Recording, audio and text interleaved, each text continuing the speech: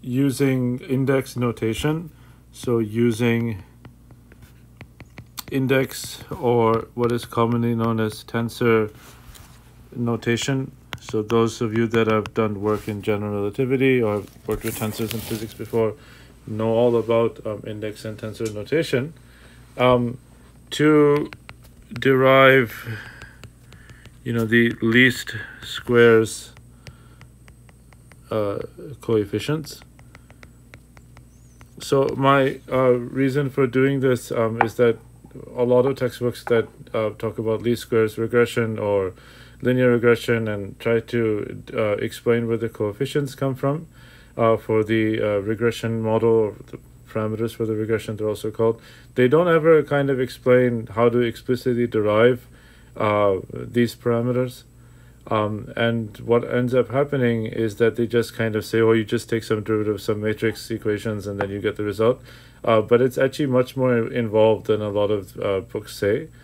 So I kind of am presenting an approach that I've actually not seen anywhere in any textbooks related to machine learning or data science. So yeah, this is an original result using tensor notation.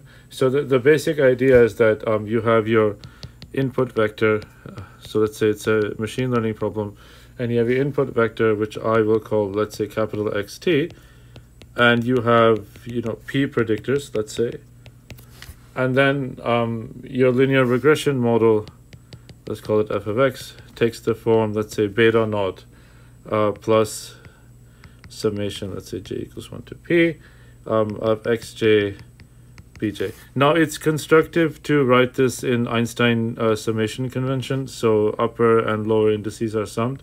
So typically you can also write it like that. Okay, so this is a repeated upstairs downstairs, so this is the Einstein convention, and it's useful when you're manipulating derivatives of vectors and tensors, so you don't have to worry about summation signs and many different summation signs. To estimate, the point is to estimate the beta naught to the beta p parameters. Typically, and the most popular way you do this in the regression setting is to use the method of what is known as least squares. So just to use the method of least squares. Sorry, I just had a interruption on my screen. And here you pick the coefficients beta naught through beta p to minimize the RSS value. So if we define RSS of beta as summation of I equals 1 to n. So for now, just for definition's sake, I'll put the summation signs in, but then after, when I'm actually doing the derivatives, I will take out the summation signs and just stick to Einstein convention notation. So this is just yi minus f of xi squared. So it's a quadratic function, it has a well-defined minimum. And then if I put in my functional form for my linear model, so this is I equals 1 to n, yi minus, so beta naught minus, once again, summation, j equals 1, let's say, to p of xij beta j squared. Okay, so this is the quantity that you have to minimize, and you have to find the parameters beta naught through beta p that minimize this RSS equation. So the way you do that, so the first step to kind of really see how this works is the easiest thing to do, is to convert this to matrices. So it's very easy to see that this equation has an equivalent matrix form where a quadratic is just a transpose of some matrix times that matrix itself. So you can think of this as, let's say, RSSP is equal to, let's say, vector hat. So I put a bar on my vectors, so they're vectors, minus x double bar, so that means matrix, times beta transposed times y vector minus x matrix beta. Okay, so all these are vector quantities, of course.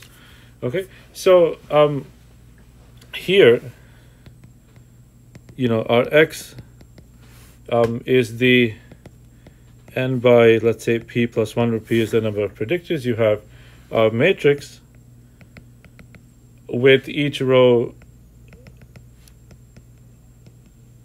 as an input vector, right? So from your data set, each row is an input vector, and obviously there's a 1 in the first position to handle the beta naught, beta 0 coefficient, okay? And so y is the n vector of outputs in your data set, okay? So from this kind of matrix equation, let's convert it to index notation. So in index notation, so I'll put here index notation. This looks like the following. So we replace all the vectors and matrices with their equivalent index form. So I'll just use ij's in kind of case, or ij's in whatever letter you feel like using for this index notation. So let's put an upper index for the first one. It doesn't really matter because it's in Euclidean space. So, this is kind of one of the interesting things about data science. A lot of people behind the scenes are working explicitly in Euclidean space. So there's really no difference between contravariant and covariant vectors. They both transform the same way. But if it was in another coordinate system, then I'd have to be more careful about what I mean by, upper vectors and upper indices and lower indices. So it doesn't matter for our dissection. So I can put here, x, let's say ij, beta j. So you can see that I'm upstairs in index. So here, upstairs and lower indices are repeated. So by the Einstein convention, they're summed. And then this is transposed. And then I use the same indices once again. So yi minus xij beta j. Okay. And what I'll do in the next line is I'll carry the transposed operator through. So this looks like yi. And then this is... Now remember how you take the transpose of two things that are have a product with each other. It's so A, B transposed is B transposed A transposed. So this is minus beta j. So I've transposed the beta, so I move the index to the bottom. And then I take the transpose of, so by reversing the indices on the x. So now I've applied the transpose to the whole side. And then this doesn't change, right? So this is also the same. And then what I will do to make things simpler, just to kind of see where I'm going, I'll expand out this product. So the first term is y lower I, y sub I, y above I, and then minus yi xij beta j minus beta j xji yi, and then you have a plus at the end, so plus beta j xji xij beta j. Okay, so now to minimize this quantity, now that we've written it in terms of index notation, it's very easy to minimize this. So we can minimize this quantity. With respect to beta, because we want to find the optimal beta. So whenever you're taking a derivative of such index equations, it's constructive and it's useful to use a completely different index that you've not seen here before. So I'll use the index m, so with respect to beta m. So I'll differentiate this whole expression by beta m. So the first expression, first term here, this one, when you differentiate with respect to beta m, goes to 0 because there's no beta terms, right? And if you just carry through each of the beta differentiations, so for this next line, I'll go back to my black ink, you get minus yi xij, because they don't depend on beta, they can come out of the derivative. So this is delta or dbj partial bj partial beta m minus partial beta j, partial beta m, xji, yi, and then you have an interesting product of betas here, so you can pull out the xji, xij here, and then this is just going to be the standard product rule. So this is, you know, delta beta j of delta beta m times beta j plus delta beta j delta beta m times beta j. Okay, so it's perfectly fine the way we did it so far. Now we just simplify the derivative. So here, every partial derivative here is just d beta j by d beta m. So each one of those terms just goes to a Kronecker delta. So if you actually just simplify, you get minus yi xij, so that this term becomes a Kronecker delta jm minus delta jm xji yi plus xji xij. So once again you have delta jm bj plus delta jm bj. Okay, and now you just apply the Kronecker delta term to each term here. So the first one, we can replace the j's with m, so minus yi xim now, minus xmi yi plus xji xij, and then here you get beta m and beta m, so this is just 2 beta m. Okay, so you can see all our summation indices are lining up, everything works fine. And now this is basically the derivative. So we've come to the almost the final answer. And in fact, I can now put my, so what I can do is a little bit of shortcut step here. Because the i's here are summed indices, they're what we refer to as dummy indices.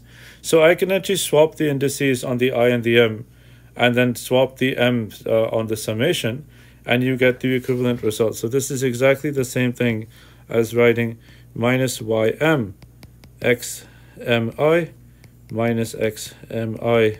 So I swapped the dummy indice from the previous line, plus xji xij 2 beta m. And now what I can do is I can rewrite everything in terms of vectors, so I can just get the vector form, right? And you can see we'll get what are known as the normal equations back. So if I put everything back in vector terms, so, you know, putting things back in vector / matrix notation, you get the result that everybody is familiar with, who has done kind of work in least squares regressions before. So, you know, you get here minus y vector, now it's xmi, so that's x transposed, minus y vector x transposed again, plus x transposed x times 2 beta. And in fact, if you go through, this is precisely just simplifying this is equal to x transposed y, I made an error mistake here, this is equal to minus 2x transposed y minus x matrix times beta, right? And that is the quantity, that is the derivative. So what we can say then is therefore DRSS with respect to beta is precisely equal to this expression, right? Right, so to find all that's remaining then, so if I was proper, I'd take it a step further to show that this quantity is in fact a minimum. So I'd calculate a second derivative. So, you know, one can using the exact same index logic that I've shown you before, one can also show that in fact the second partial derivative, so let's say d squared RSS by db transpose, let's say, is equal to 2x transpose x, which we assume is positive because we can talk about, column ranks of matrices. So this is equal to, it's a positive definite matrix. So I can, for example, set this equal to greater than 0. So therefore, you can be assured that you're indeed finding at least a local minimum for this. But we know that it's a well-defined quadratic in this case, so it's a global minimum as well. Working with this equation, then with the first partial derivative, you know how to solve such optimization problems. You set this to equal to 0. So drs db equal to 0 is equal to minus 2x transposed y minus x beta. So if you want to actually now find beta that is the 0 of this equation, it's very easy to do so. So this is 0 minus 2x transpose y plus 2x transposed x beta. And then I can just bring over, leave the beta on its own side. So this is equal to 2x transpose y is equal to 2x transpose x beta. Obviously, the 2's divide out. So this means that beta minimum is equal to x transpose x inverse x transpose y. Okay. And in fact, this very remarkable result is present in all kind of least squares problems. It's a very fundamental idea. So you can kind of extend this to not only linear regression, but all types of least squares models. So polynomial regression, you can follow almost the exact same steps because you're dealing with a generic matrix X, which is known also in the field as the model matrix. You can apply it to additive models. So if you replace polynomials with kind of general f of x functions, you come to this fundamental kind of same result for the beta coefficients. So just to kind of conclude, these are the betas that minimize the RSS.